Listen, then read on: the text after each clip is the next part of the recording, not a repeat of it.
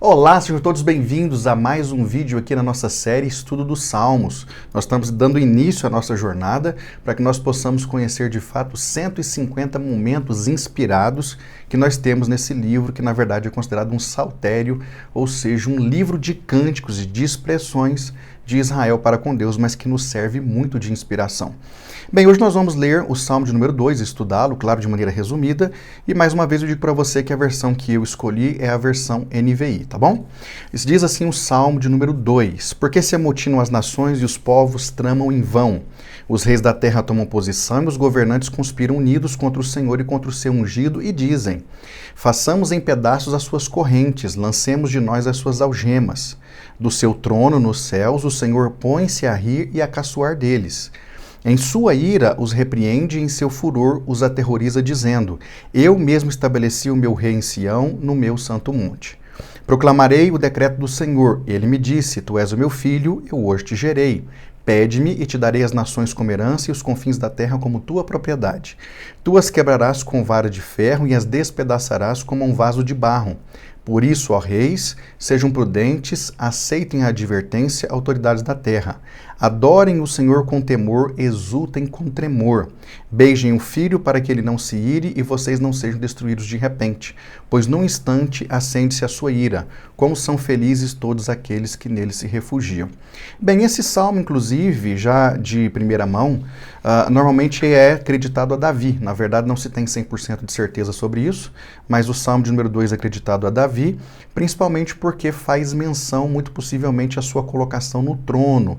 Porque, na verdade, nós temos aqui, evidentemente, uma menção muito clara a respeito de Jesus Cristo no trono, colocado pelo próprio Deus Pai, mas nós temos também uma menção, evidentemente, ao que tudo indica, da colocação de Davi no trono para poder reinar também dentro de um decreto divino. Então nós temos aqui, na verdade, um salmo que fala sobre a coroação do Rei dos Reis, que é o Senhor Jesus Cristo, mas também possivelmente a coroação de Davi.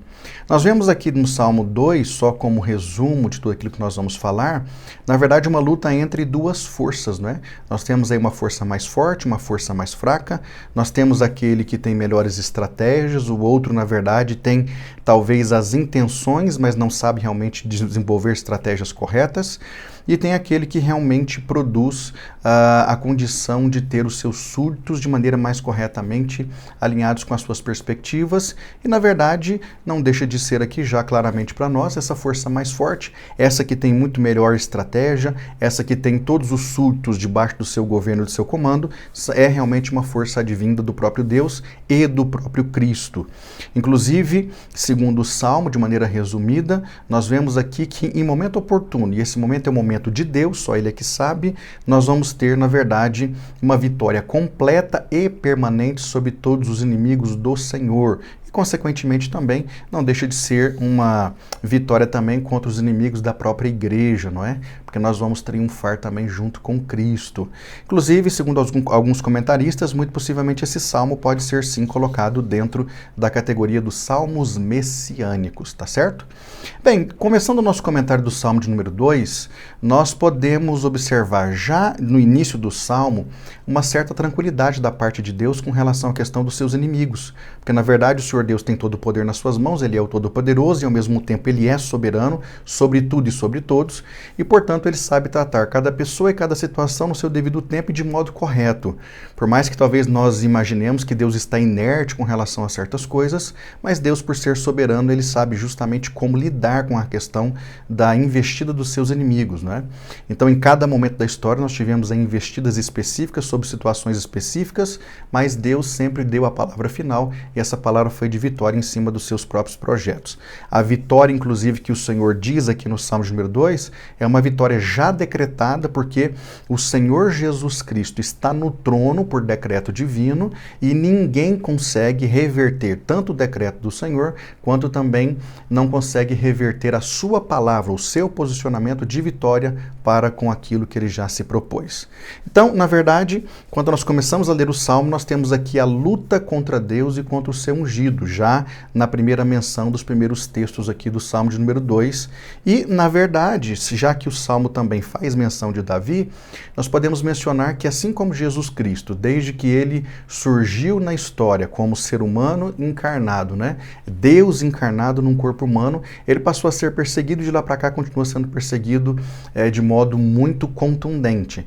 Mas, na verdade, se bem pensarmos, mesmo que Jesus não se manifestasse como se manifestou a partir do Novo Testamento, lá no período do Antigo Testamento, as obras de Deus também sempre foram muito contestadas, a vontade de Deus foi sempre muito combatida e, consequentemente, isso passou pelo Novo Testamento, chegou até nós e isso permanece.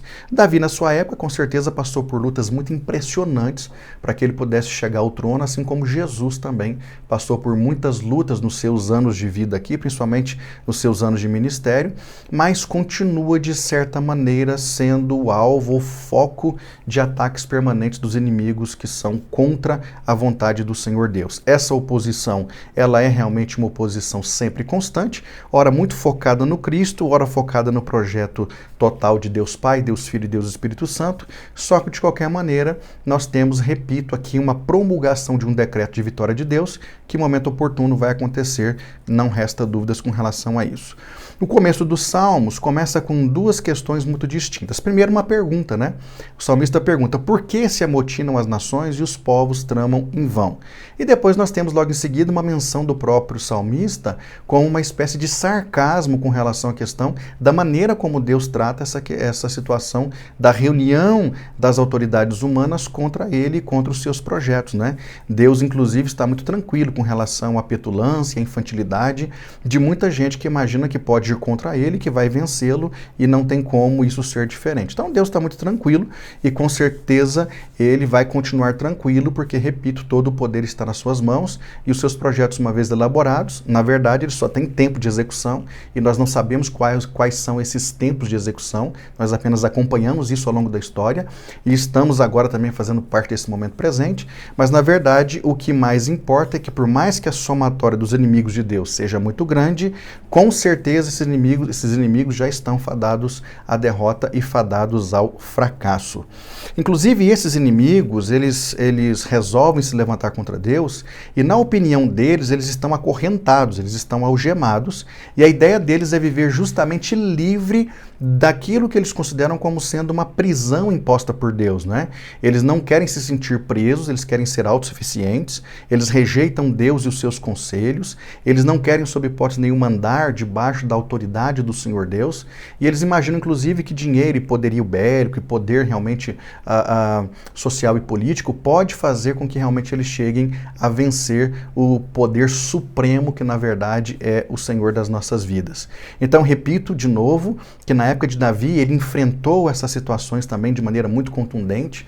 Davi demorou muito para subir ao trono, né? Mesmo depois de ter sido ungido por Samuel, ele demorou anos para poder ir ao trono, justamente porque ele foi permanentemente perseguido com relação a essa questão, e mesmo depois no trono também Davi passou por anos seguidos de guerras permanentes, tanto é que a Bíblia diz que quando ele resolve construir um templo para Deus, Deus não permite porque a mão dele estava toda suja de sangue, ou seja, era uma mão de guerras permanentes, né?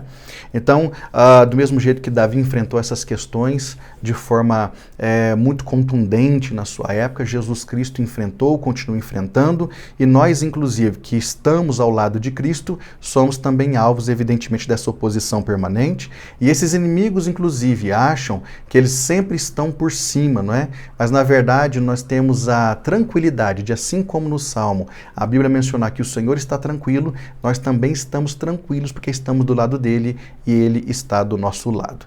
Depois também o salmista faz menção à ira e ao furor divinos, não é? Porque, na verdade, a Bíblia diz que o Senhor ri dessas propostas ou desses projetos humanos que tentam, na verdade, ser contrários àquilo que é a sua vontade, ser contrários àquilo que realmente agrada a ele, ser contrários àquilo que é um propósito para o todo, mas a ira do Senhor, com certeza, já está manifesta, tanto é que o decreto já foi feito e não tem como, sob hipótese nenhuma, isso ser revogado.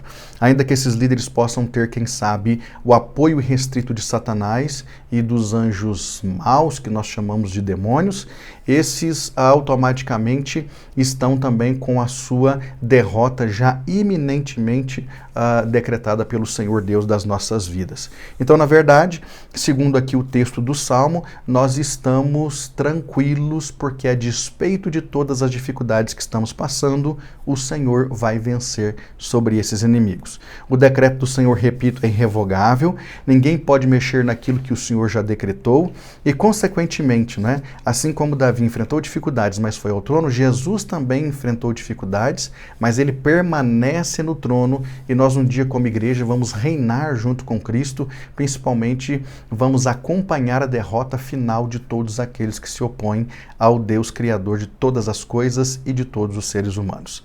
Depois nós temos ainda no Salmo a proclamação do reino, né? Inclusive a Bíblia vai deixar claro nesse Salmo, aquilo que depois vamos estudar em outro momento também, que do Senhor é a terra e a sua plenitude, o mundo e todos que nele habitam. Ou seja, na verdade, se tudo veio de Deus e tudo está nas suas mãos, não há condições de ninguém se interpor contra a sua vontade plena e suprema, não é?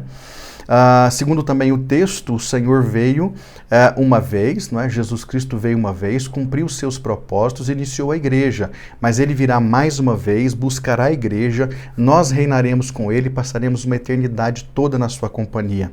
Todos aqueles poderes malignos, principalmente todos os homens, mas também todos os seres espirituais, que se opõem ao Senhor, não querem voltar atrás, se bem que no caso dos poderes espirituais não tem como eles voltarem atrás, mas os homens ainda conseguem, né? Mas aqueles que não querem, infelizmente, serão todos derrotados de uma vez por todas, e esse problema de oposição a Cristo acabará, pelo menos é o que a gente entende pelos textos das Sagradas Escrituras. Segundo a advertência do próprio Salmo também, nós temos aqui uma espécie de orientação para que esses homens, de repente, quem sabe, passem a pensar um pouquinho mais sobre as suas atitudes.